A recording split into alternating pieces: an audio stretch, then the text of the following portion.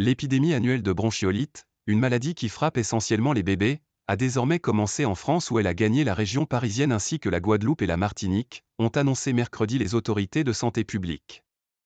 La semaine dernière, du 2 au 8 octobre, a été marquée par le passage en phase épidémique de l'Île-de-France, de la Guadeloupe et de la Martinique pour ce qui est de la bronchiolite, a annoncé l'Agence Santé publique France dans un bilan hebdomadaire. Dans ce contexte, il est nécessaire d'être particulièrement vigilant et d'appliquer les mesures barrières en présence d'enfants de moins de 2 ans, prévient l'agence. Ces mesures comprennent notamment le fait d'éviter d'emmener son bébé dans un lieu public et confiné, ou de le faire passer de bras en bras dans les rassemblements familiaux.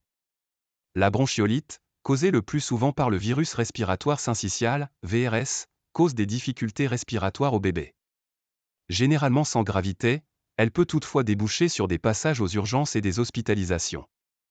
La saison dernière, l'épidémie avait été d'une ampleur sans précédent depuis plus de 10 ans, conduisant des dizaines de milliers de bébés dans des hôpitaux en crise persistante et déjà aux prises avec le Covid et la grippe. Or, cette année, les chiffres sont comparables à ceux des 2 années antérieures à la même période, traduisant un démarrage à nouveau précoce de l'activité liée à la bronchiolite, note SPF. L'un des grands enjeux de la saison est de savoir si le lancement d'une vaste campagne d'immunisation des bébés, via le traitement préventif Beyfortu du laboratoire Sanofi, aura été efficace pour réduire les hospitalisations. Victime de son succès, ce traitement a désormais été réservé aux maternités dans l'attente de nouveaux stocks. Santé publique France, qui donne désormais simultanément ses chiffres sur la circulation de la bronchiolite, de la grippe et du Covid, a par ailleurs fait état d'un reflux de celui-ci après une vague ces dernières semaines.